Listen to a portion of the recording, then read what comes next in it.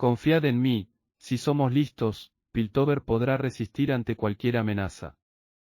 Yo mismo soy la prueba viviente de ello. Geis es un brillante inventor que comprometió su vida a la defensa de Piltover y a su firme búsqueda del progreso. Con su martillo Hextech transformable en mano, Geis utiliza su fuerza, valor y considerable inteligencia para proteger su ciudad natal. Aunque lo veneran como un héroe, no se ha tomado bien toda la atención que conlleva el heroísmo. Aún así, el corazón de Geis es bondadoso e incluso quienes envidian sus habilidades innatas agradecen la protección que le otorga la ciudad del progreso. Geis, el defensor del mañana. Geis es un brillante inventor que dedica su vida a defender Piltover y a su inalcanzable búsqueda del progreso. Con un martillo Hextech transformable, Geis usa su fuerza, valor y vasta inteligencia para proteger su ciudad natal.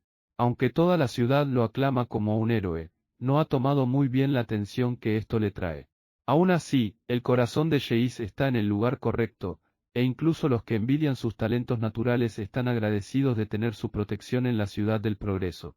Geis, nativo de Piltover, creció con los principios que hacen grande a una ciudad: innovación, descubrimiento. Jamás ir a Zone si es posible. Geis, gracias a su talento natural con la maquinaria, se ganó el honor de ser el aprendiz más joven al que haya patrocinado el clan Geopara, uno de los clanes gobernantes de Piltover más respetados. Para nada sorprendido con este suceso, Geis aceptó la oferta y pasó la mayoría de sus años construyendo dispositivos Hextech potenciales y diseñando multiherramientas transformables para la clase trabajadora de Piltover, una llave que se transforma en barra de trabajo, un pico que se transforma en pala y un martillo que se transforma en un rayo de demolición. Si pudiera conseguir una batería con poder suficiente. Todo lo que Geis tocaba lo ponía un paso adelante de sus colegas. Todo era fácil para él y nunca pudo comprender por qué era tan difícil para sus compañeros comprender lo que, para él, eran conceptos simples. Como resultado, todo aquel que trabajaba con Geis lo consideraba arrogante, despectivo e indispuesto a cooperar con sus colegas para que lo alcanzaran. Con el tiempo, su paciencia comenzó a agotarse, y al mismo tiempo, se abrió una brecha entre el decoro, el encanto y la actitud de Geis. Solo una persona lograba igualar la inteligencia de Geis, además de mantener una sana indiferencia ante su actitud superior. Se llamaba Víctor. Los dos se conocieron en la fiesta obligatoria del Día del Progreso y rápidamente se hicieron amigos tras descubrir que ninguno quería estar ahí. Poco después, comenzaron a trabajar juntos. Víctor expandió el horizonte intelectual de Geis y desafió muchas de sus suposiciones.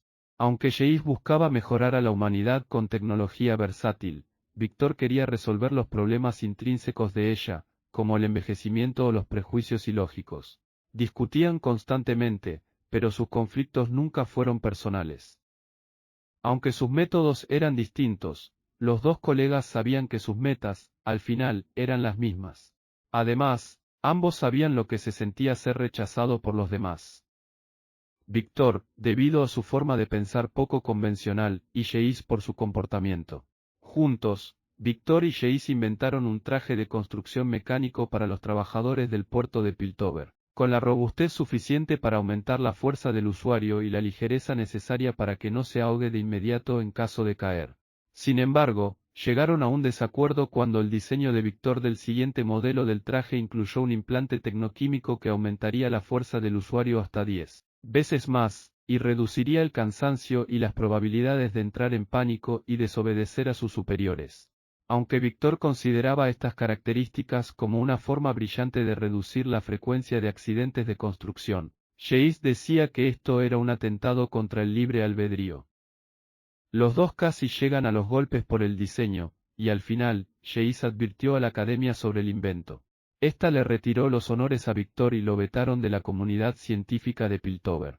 Víctor era lo más cercano que Geis había tenido a un amigo, perturbado por la separación, volvió a trabajar por su cuenta. Se volvió más aislado. Su paciencia con los demás disminuyó aún más. Mientras Geis estudiaba a solas, los exploradores del clan Geopara descubrieron un cristal azul en el desierto de Surima. Aunque Geis se ofreció de voluntario para experimentar con él, en concreto, sugirió que los eruditos del clan no tenían la inteligencia suficiente para obtener resultados. Su falta de tacto al hacerlo provocó que el clan Geopara se lo otorgara a sus eruditos con mejores modales como castigo. Sin embargo, muchos meses después, los eruditos llegaron a una conclusión unánime: el cristal era inútil. Una roca sin energía.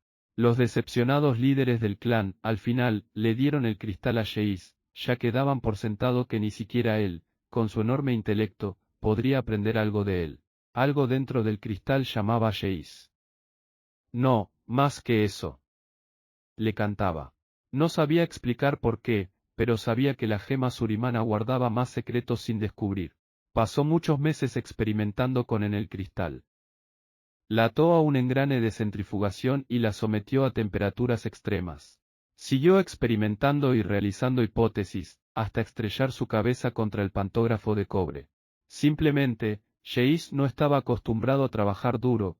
Este maldito cristal era la primera cosa que se resistía a su considerable aptitud mental. Por primera experimentó lo que sentían sus demás compañeros. La sensación de intentar algo una y otra vez hasta chocar con sus propios límites. Era frustrante. Era injusto. Y, probablemente, sería mucho peor si tuvieras que trabajar junto a un arrogante inventor que descalificaba todo tu esfuerzo. Jeice se dio cuenta de que, por más despectivo que era con sus compañeros, ninguno se daba por vencido. Ninguno se detenía en su búsqueda de lo que definía a Piltover: el progreso. El descubrimiento. Jeice decidió que, si no ellos no se habían rendido, tampoco lo haría él. Y, tal vez, intentaría ser más amable. Tal vez. Jeice abordó el problema desde una perspectiva completamente diferente. En vez de intentar experimentar sobre el cristal entero, se preguntó si sería posible realizar experimentos más fuertes en un fragmento más pequeño. Jeice cinceló una pequeña pieza del cristal y la suspendió en una aleación líquida. Envió una corriente voltaica por el metal líquido. Los tímpanos de Jeice casi se hacen trizas por el barítono explosivo que emanó del fragmento. Un calor irradiaba del cristal y con un destello, brilló lo suficiente como para casi dejarlo ciego. Esto era inesperado. Esto era potencialmente peligroso. Pero era un progreso. Jeice no pudo borrar su sonrisa del rostro y trabajó toda la noche, hasta el amanecer. Al día siguiente, Jeice se sorprendió al ver a su viejo amigo Víctor en la puerta. Al tanto del pico masivo de energía del fragmento de cristal, Víctor le hizo una propuesta sencilla. Tras su expulsión de la comunidad científica de Zone, Víctor comenzó a trabajar en un proyecto secreto en Zone. Finalmente había descubierto cómo cumplir su sueño, cómo erradicar la enfermedad, la hambruna y el odio. Si Jeice se unía a él, juntos podrían lograr más de lo que cualquier persona de Piltover o Zone podría imaginar: salvarían a la humanidad de sí misma. Jeice ya había escuchado a Víctor pronunciar un monólogo parecido. Nunca le había agradado a donde conducían. Víctor le dijo a Jeice que solo necesitaba una sola cosa para su magnífica evolución: una fuente de poder como el cristal de Jeice. Jeice no accedió a su propuesta y le dijo a Víctor que lo que en realidad necesitaba era revisar su moral. Víctor, cansado de la actitud de Jeice, lo atacó y tomó el cristal, y lo usó para dejar a Jeice inconsciente. Cuando Jeice despertó, horas después, vio que, aunque el cristal surimano ya no estaba, Víctor había ignorado por completo el fragmento más pequeño. Jeice sabía que, lo que fuera que Víctor tramara, solo recurriría a medidas extremas y estaba cerca de lograrlo. Aunque no sabía en qué consistía el plan de la magnífica evolución de Víctor, de seguro no respetaría mucho la libertad de otros. Sin perder un segundo más, Jeice recuperó el fragmento suspendido y lo instaló en un martillo gigante que se transformaba. Un invento para demoliciones que había abandonado hace muchos años ya que no tenía la energía necesaria para usarlo. Aunque no tenía idea de a dónde podría haber llevado el cristal Víctor, podía sentir la vibración del martillo Hextech. No lo llevaba hacia el norte, el sur, el este o el oeste, sino hacia abajo, hacia la ciudad subterránea de Zone. El fragmento, ansioso por reunirse con el cristal del que provenía, finalmente llevó a Jeice a un almacén en las profundidades del sumidero. En la construcción cavernosa, Jeice encontró algo terrible. Decenas de cadáveres, con los cráneos abiertos y vacíos. Sus cerebros trasplantados en un ejército de soldados de metal atados al cristal pulsante. Este era el primer paso de la magnífica evolución de Víctor. Las pisadas de Jeice se volvieron menos firmes conforme se acercaba a Víctor. No siempre había concordado con Víctor, pero esto era algo completamente distinto. Por primera vez, Sheis pensó que tal vez tendría que matar a su viejo amigo. Llamó a Víctor, pero se estremeció al ver que el ejército de robots se activaba. Sheis le pidió que mirara a su alrededor, que viera lo que había creado. Lo que sea que fuera esto, esta evolución, no era el progreso que habían buscado cuando eran jóvenes. Incluso, para sorpresa de Víctor, se disculpó por haber sido un patán. Víctor suspiró. Solo respondió una palabra: mátenlo. Los autómatas se liberaron de los cables que los conectaban al cristal y corrieron hacia Sheis. Por primera vez en su vida, Sheis sintió pánico. Tomó el martillo con firmeza y se dio cuenta de que nunca lo había utilizado. Cuando el primer golem se acercó, lo golpeó tan fuerte como pudo y sintió como la energía del cristal viajaba por sus músculos, lo que aceleró el movimiento del martillo a tal grado que Sheis se preguntó si le arrancaría las manos. Toda la fuerza del martillo cayó sobre el autómata y provocó una explosión de metal. A pesar de que su compañero había sido aniquilado, las otras máquinas no se detuvieron en su carrera hacia Sheis e intentaron aplastarlo hasta dejarlo inconsciente. Sheis analizó la formación de la oleada mecánica que se dirigía hacia él e intentó analizar rápidamente cómo destruir a la mayoría con la menor cantidad de golpes de martillo. Fue en vano. Estuvieron sobre él antes de que pudiera siquiera atacar una vez. Cayó al piso bajo una lluvia de golpes de acero y Sheis vio que Víctor lo observaba, no alegre por el triunfo, sino con tristeza.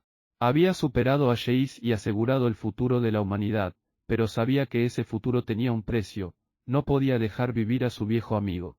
Sheis se desvaneció bajo el mar de metal. Entonces, Sheis, por primera vez en su vida, decidió dejar de analizar para recurrir a solo golpear cosas. Sin preocuparse por su propia seguridad, Sheis usó lo último que le quedaba de fuerza para liberarse de los autómatas de Víctor. Corrió hacia el cristal pulsante y lo golpeó con toda la fuerza de su martillo Hextech amplificado para romperlo. Víctor vio horrorizado cómo el cristal se hacía trizas. La onda de choque los hizo volar por los aires y derribó a los autómatas, que cayeron al suelo inmóviles.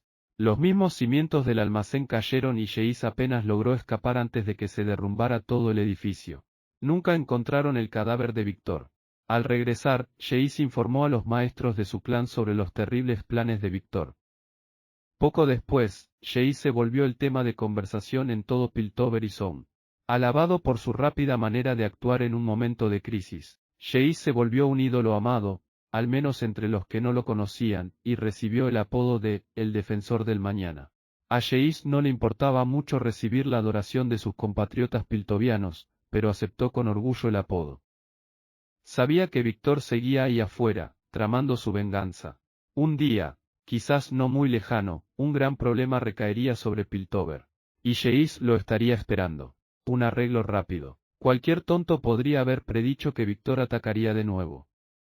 Si uno no fuera un tonto, hasta podría predecir la fecha y la hora exactas de su revancha. Sheis no era un tonto. Estaba en su taller, bañado por los rayos del sol que atravesaban el tragaluz y rodeado de docenas de artefactos que él mismo había inventado. Unas botas mecanizadas que podían adherirse a cualquier superficie. Una mochila con brazos articulados para que el usuario pudiera tener las herramientas siempre a mano. Sin embargo, el más grandioso de estos inventos era la nueva arma que ahora Sheis tenía en las manos. Con la energía de un fragmento de Surima, el gran martillo Hextech de Sheis era conocido por todo Piltover, pero lo pasaba de mano a mano como si fuera una herramienta más del taller. 3 ligeros toques hicieron eco en la puerta de Sheis. Habían llegado. Sheis se había preparado para este momento. Había realizado experimentos en los autómatas abandonados de Víctor. Había interceptado las comunicaciones mecánicas. En cualquier momento, derrumbarían su puerta principal e intentarían arrancarle el martillo Hextech. Después de eso, intentarían hacer lo mismo con su cabeza. Intentar era la palabra clave. Activó un interruptor en el mango del martillo. Con una descarga energética, la cabeza de la obra maestra de Sheis se transformó en un láser Hextech. Apuntó. Se preparó. Vio la puerta abrirse. Su dedo se tensó sobre el gatillo. Y casi hizo explotar la cabeza de una niñita de 7 años. Era pequeña y rubia, alguien adorable para cualquiera que no fuera Sheis. La niña empujó la puerta y entró con pasos nerviosos y cuidadosos. Su cola de caballo se movía de un lado para otro mientras se acercaba a Jace. Mantenía la mirada sobre el piso y evitaba ver a Jace. Jace tenía dos hipótesis acerca del por qué no quería mirarlo. Estaba muy impresionada por estar cerca de alguien tan famoso o trabajaba para Victor y estaba a punto de sorprenderlo con una bomba química. Al verla sonrojarse, decidió que la primera opción era la más probable. Mi soldadito está roto, le dijo al tiempo que le mostraba un caballero en armadura de metal sin una pierna y un brazo hacia atrás en un ángulo perverso. Jace se quedó congelado. Por favor, vete, podrías morir. La niña se le quedó mirando. Además, no arreglo juguetes. Busca a alguien que tenga más tiempo. Los ojos se le llenaron de lágrimas. No tengo dinero para un artífice y mi mami me lo hizo antes de morir y, dijo tratando de no llorar. Jace alzó una ceja y por primera vez en mucho tiempo, parpadeó. Si es tan preciado para ti, ¿por qué lo rompiste? Fue un accidente. Lo llevé al Festival del Día del Progreso y alguien me empujó y se me cayó, y sé que debía haberlo dejado en casa y, sí, así es. Fue tonto de tu parte. La niña abrió la boca para hablar, pero se detuvo. Jace había visto esta clase de reacción antes.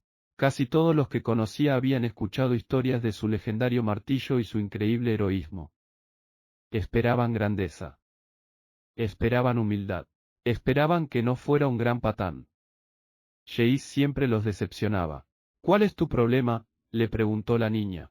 Mi problema es mi actitud, o al menos eso me han dicho, respondió sin titubear. La niña frunció el ceño. Acercó el juguete roto a la cara de Jace. Arréglalo. Por favor. Solo lo romperás de nuevo. No es cierto. Mira, niñita, dijo Jace. Estoy muy ocupado y... Algo se movió en el cielo y proyectó una sombra sobre ellos. Cualquiera habría pensado que no se trataba más que de un halcón sobrevolando. Pero Jace sabía la verdad. Guardó silencio. Una sonrisa retorcida cubrió su rostro y empujó a la niña hacia su mesa de trabajo. Verás, dijo, las máquinas son simples. Levantó una grande y delgada hoja cubierta de bronce y comenzó a martillar sus bordes con toques fuertes. Están hechas de partes discretas. Se mezclan y combinan de formas claras y predecibles. Procedió a golpear la cubierta una y otra vez hasta que tomó la forma de un domo pequeño. Las personas son más complicadas. Son emocionales, impredecibles y, en casi todos los casos, no son tan inteligentes como yo, agregó mientras hacía un hoyo en el domo. En general, eso es un problema. Pero, a veces, su estupidez me sirve. Seguimos hablando de mi juguete o, a veces, son tan inseguros de su inferioridad. Están tan desesperados por cobrar venganza que cometen un terrible error. Jace toma una vara brillante de cobre y la coloca en el centro del domo. A veces, esas personas no logran proteger sus pertenencias más importantes, dijo mientras dirigía la mirada hacia el soldadito y daba forma a la nueva sombrilla de metal. Y, a veces, eso significa que, en vez de atacar mi taller a través de la puerta delantera, intentan. Jace mira hacia arriba. Intentan entrar de forma más dramática. Le dio la sombrilla a la niña, que tuvo que usar toda su fuerza para apenas mantenerla en pie. Sostén esto. No te muevas. Abrió la boca para responder, pero quedó estupefacta al ver que el tragaluz se hacía añicos encima de ella. El vidrio rebotó de la sombrilla improvisada como lluvia, mientras media docena de hombres caían al piso. Unos tubos químicos color verde brillante salían de sus cuellos y se conectaban a sus extremidades. Su mirada estaba muerta y sus rostros no tenían emoción. Definitivamente eran los hombres de Victor.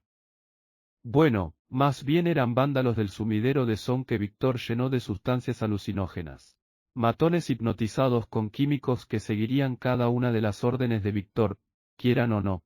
Jace había estado esperando autómatas, pero Victor no podría haber llevado tantos a Piltover sin pasar desapercibido. Aún así, estos taciturnos esclavos químicos eran una gran amenaza. Se voltearon hacia Jace y la niña. Antes de alcanzarlos, el láser de Jace estalló con energía voltaica.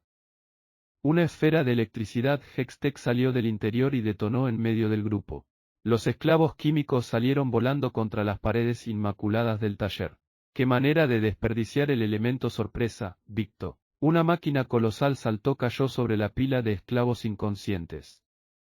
A los ojos de Yeis, parecía una mezcla de un minotauro y un rascacielos muy enojado. «Cuidado», gritó la niña. Yeis puso los ojos en blanco. «Estoy teniendo cuidado. Deja de entrar en pánico. Tengo la situación bajo con, ouch». Lo interrumpió un golpe de metal directo en el pecho. La bestia empujó a Yeis. Cayó sobre un carro. La espalda le crujió del impacto. Con un gruñido, se puso de pie mientras la bestia se preparaba para atacar de nuevo. «Es la última vez que me tocas», amenazó. Yeis golpeó con su arma Hextech tan fuerte como pudo. Esta se transformó en un martillo a la mitad del golpe. El minotauro bajó la cabeza para atacar a Yeis de nuevo, ignorando por completo el ángulo del arma. El martillo dio en el blanco con un ruidoso crujido. El minotauro, con la cabeza sumida hasta el cuello, colapsó en el piso. Una nube de vapor salió de los restos. Yeis reacomodó el martillo, listo para volver a atacar. Miró en dirección al tragaluz. Pasaron unos minutos. Pronto, se dio cuenta, satisfecho, de que el ataque había terminado. Intentó regresar a su mesa de trabajo, pero se dobló de dolor y se sujetó con fuerza el estómago. La niñita corrió a su lado. «Aún te duele donde te atacó, ¿verdad?». «Obviamente. Entonces, tal vez no debiste dejar que lo hiciera. Fue tonto de tu parte». Yeis alzó una ceja y miró a la niña. Los ojos se le abrieron de par en par, temerosa de haber cruzado un límite. Una pequeña sonrisa se dibujó en el rostro de Yeis. «¿Cómo te llamas?». «Omaranzin». Yeis se sentó en su mesa de trabajo y tomó un destornillador. «Dame tu juguete, Omaranzin», le dijo. Una enorme sonrisa de oreja a oreja apareció en el rostro de la niña. «Entonces sí puedes arreglarlo». Yeis le devolvió la sonrisa. «No hay nada que no pueda arreglar».